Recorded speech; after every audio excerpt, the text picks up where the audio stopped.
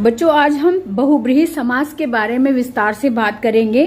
तो बहुब्रीहि समास में एक बात नोटिस करने वाली है कि इसमें बहुत से शब्द होते हैं, लेकिन सभी के सभी शब्द जो हैं वो विशेषण के रूप में प्रयोग में लाए जाते हैं। सभी के सभी शब्द जो है वो विशेषण के रूप में प्रयोग में लाए जाते हैं। ये बात आप थोड़ी सी समझ लो तो ये बात अच्छे से जल्दी से समझ में आएगा कि बहुब्रीहि का मतलब क्या है।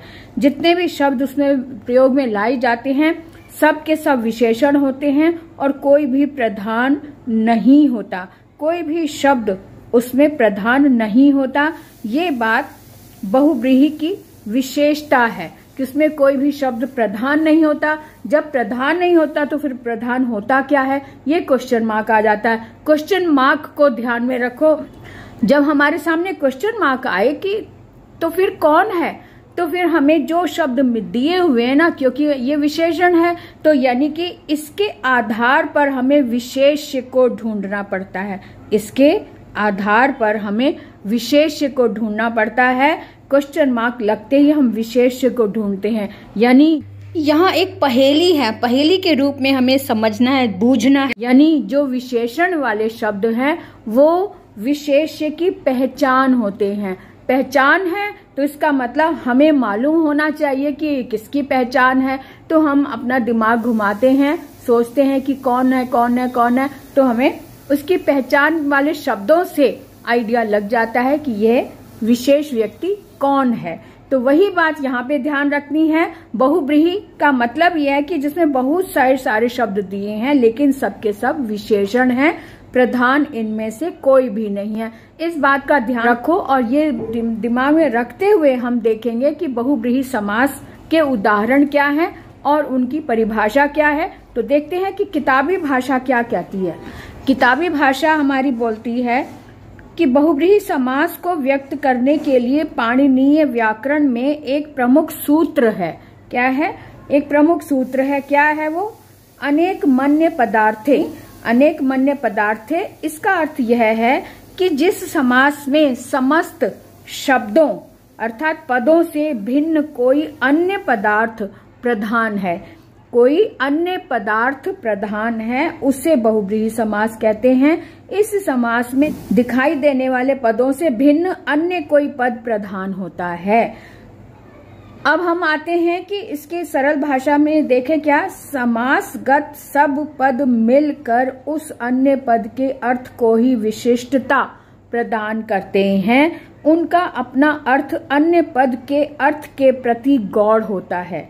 यानी कि जो मेन है, जो अन्य पदार्थ है, जो हमारे सामने नहीं है, जिसको हमने ढूंढना है, वो प्रधान होता है और जो शब्द हमारे हाथ में हैं वो गौड़ होते हैं, यानी वो नगण्य, वो निम्न होते हैं, वो मेन नहीं होते। तो कैसे इसको कैसे समझें? अब जैसे उनका अर्थ महत्वहीन होता है, यानी जो शब्द हमारे हाथ में वो सिर्फ पहचान के लिए होते हैं, उनका महत्व कम होता है, यानी या हम कहें महत्वहीन होते हैं वो शब्द। जैसे चतुर्मुखः, जैसे शब्द यहाँ पे दिया हुआ है चतुर्मुखः, चत्वारि मुखानि यस्य सः, यानी 4 मुख हैं जिसके वह। अब जिसके जो है ना, जिसके शब्द आते ही हमारे मन में क्वेश्चन आ जाता है, जिसके कौन, किसके, है ना, जिसके किसके। तो किसके ढूंढना आते ही मन में हम ढूंढने लग जाते हैं कि यह कौन है। तब हमारे सामने आता है कि अच्छा वो 4 मुख हैं जिनके, अर्थात ब्रह्मा जी। अच्छा ठीक है समझ में आ गया। यानी चतुर्मुख अर्थात ब्रह्मा जी, है ना।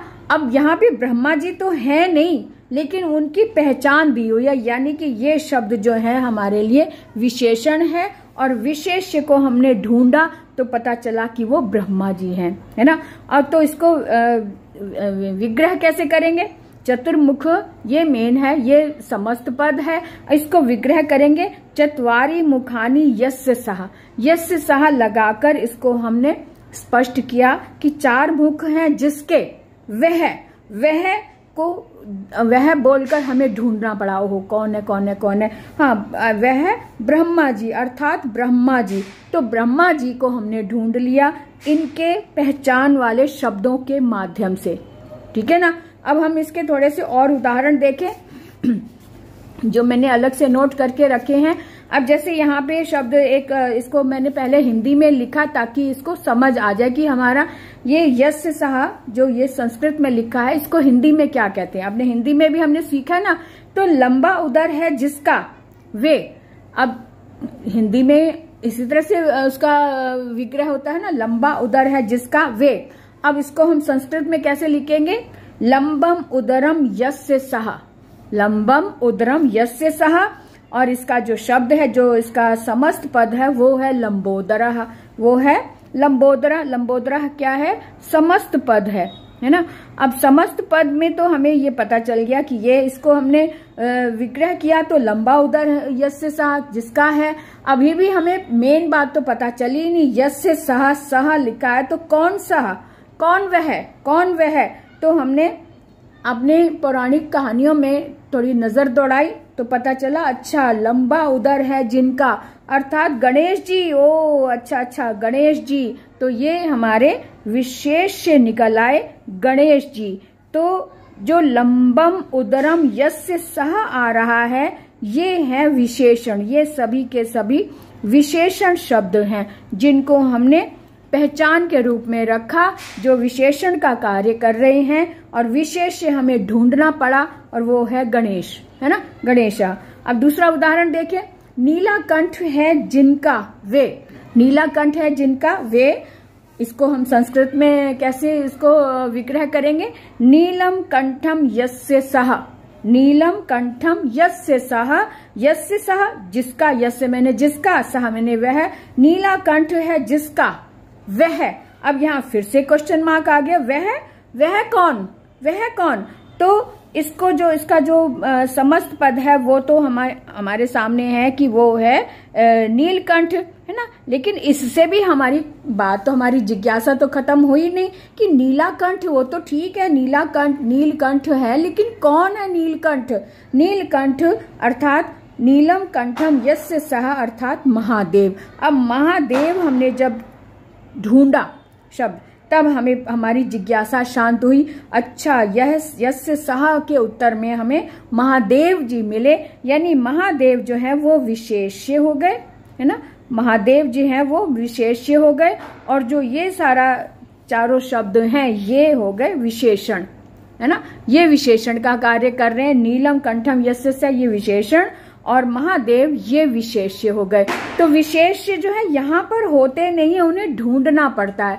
जहां पर हमें अलग से ढूंढना पड़ रहा है कोई वो और ही विशेष्य है, ऐसा जब जहां पर समस्या आए वहां पर बहुब्रीहि समास होता है। कौन सा होता है, बहुब्रीहि समास होता है वहां पर। एक और देख लेते हैं इसका उदाहरण, शत्रु पराजित होते हैं जिससे वह, शत्रु पराजित होते हैं जिससे वह। और इसको हम संस्कृत में कैसे बताएंगे, पराजिताः रिपुवः येन सह, पराजित होते हैं रिपु जिनसे, है यहाँ पे येन तृतीय विभक्ति आई, जिनसे वह, जिनसे वह कौन है। यहाँ फिर से वह को हम क्वेश्चन मार्क लगा के ढूंढेंगे, कौन है वे, कौन है वे। अब इसको संस्कृत में जो इसका जो समस्त पद है वो आ रहा है पराजित रिपुः। पराजित रिपु हमारे सामने जब अगर हमने ये इसके विग्रह रूप देखे, विग्रह रूप को देखकर हमारे सामने प्रश्न आए पराजित रिपु आ रहा है, लेकिन पराजित रिपु है कौन, है कौन। तब हमारे सामने क्वेश्चन आता है, हमारे प्रश्न का उत्तर हमें मिलता है अजात शत्रु। अजात शत्रु है वो जिसे शत्रु कोई हरा नहीं सका। पराजिताः रिपुवः, शत्रु पराजित होते हैं जिनसे वह, यानी अजात शत्रु। अजात शत्रु का मतलब ये है कि जिसने शत्रुओं को जीत लिया हो। अब यहाँ पर ये इसका समस्त पद हो गया।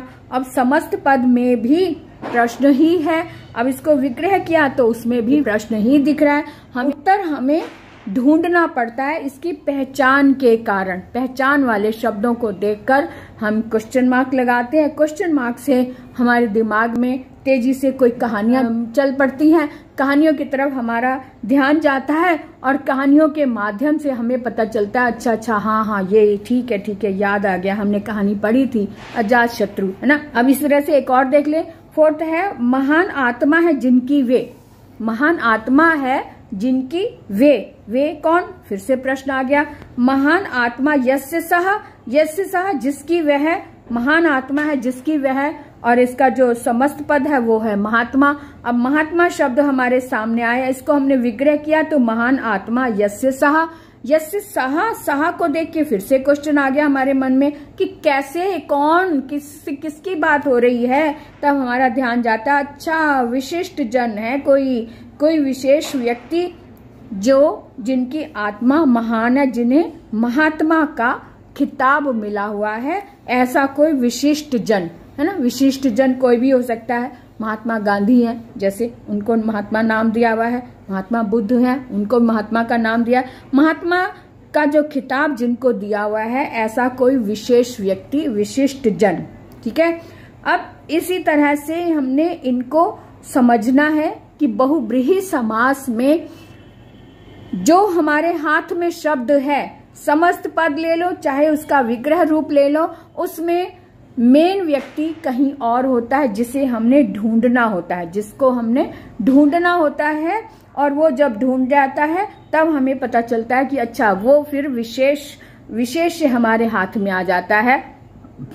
जैसे कि महादेव विशेष्य हैं, गणेश विशेष्य हैं, है ना, और अजात शत्रु विशेष्य हैं, विशिष्ट जन विशेष्य हैं। इस तरह से विशेष्य को जहां ढूंढना पड़े, हमारे पास नहीं है, उसे ढूंढना पड़े, ऐसी परिस्थिति में अगर हमें समास की बात करनी हो तो वो होता है बहुब्रीहि समास। कौन सा होता है, उसे हम कहते हैं बहुब्रीहि समास।